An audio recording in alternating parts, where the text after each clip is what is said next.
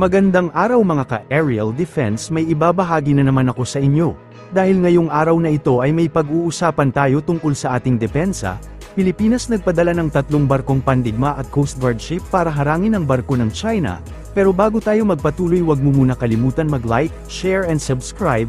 Mag-comment ka na rin kung taga saan ka para alam namin kung saan umaabot ang aming video. Nagtalaga ang Pilipinas ng isang Coast Guard ship at 3 barkong pandigma para bantayan ang presensya ng isang Chinese research vessel na nagsasagawa ng survey sa labas ng Palawan, sinabi ni Rear Admiral Roy Vincent Trinidad, Navy spokesperson para sa West Philippine Sea. Po ba dun sa Chinese research vessels na nag-explore daw dun sa within 20 plus nautical miles from Palawan? 27 nautical miles, I think. Nautical miles, Yes, there were reports yesterday. It was monitored by Western Command. They sent a Coast Guard and 3 Navy ships to check on the reported presence of this research vessel. It so happened when they got to the vicinity, the research vessel was not there anymore. Our tracking is it exited southwest direction from the last reported position. So as we speak, sir, nakaalis na dun, sir, yung research vessels, pati yung other Chinese vessels na sinasabing nag-escort dito? Yes, yes. As of yesterday, the report from Westcom was wala na sa area and they were able to, when they got to the area na reported ang presence, wala na siya doon. Pero based sa monitoring, sir, or sa tracking, gaano katagal nandun, sir, yung research vessel? Before makita kahapon na, or before makita na wala na roon? I have to check on the how many hours it has been there. The monitoring is they look at the entire West Philippine Sea, and it's not the only blip that appears on the monitor screen. So there are hundreds of ships out there at any one time, fishing vessels, merchant marine vessels. So they have to isolate a particular blip, and they correlate it with other reports, and then they check if it is worthy to be responded to. Then they send the ships there to check on it.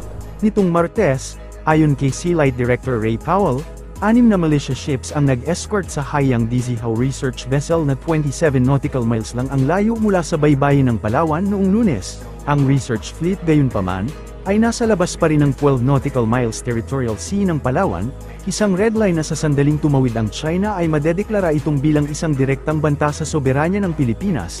Gayunpaman, sinabi ni Trinidad na ang Western Command ng Armed Forces of the Philippines at Philippine Coast Guard ay nagtalaga ng 3 barkong pandigma at isang Coast Guard vessel sa lugar. Ayon sa pagkakasunod-sunod, sinabi ni Trinidad na noong Martes, ang research vessel at ang mga escort nito ay patungo sa Timog Kanluran. Ayon sa pinakabagong data sa observation, ito na ang pinakamalaking bilang ng mga barkong pandigma ng China na hanggang ngayon ay namataan sa Escoda Shoal sa West Philippine Sea, mahigit 1 linggo lamang matapos alisin ng Philippine Coast Guard ang sasakyang BRP Teresa Magbanua. May kabuuang 11 na People's Liberation Army Navy ang nakita sa lugar mula ika-17 ng Setyembre hanggang 23.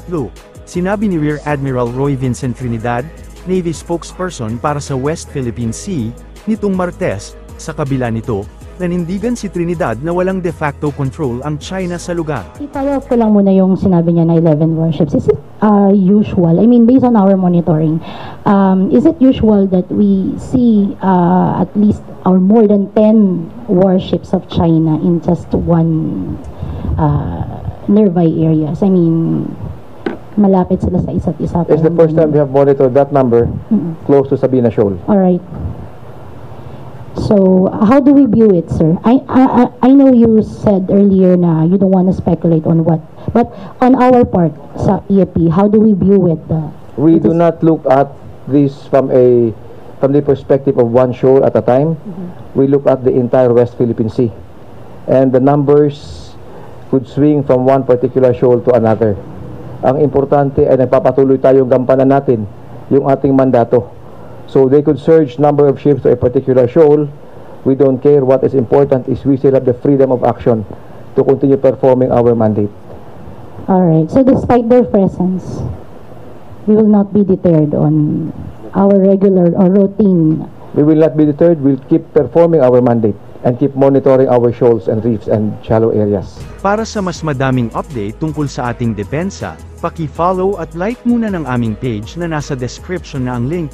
Huwag mo na rin kalimutan mag-like, share and subscribe. pindutin mo na rin ang bell para updated kayo sa aking mga bagong video. Maraming salamat po.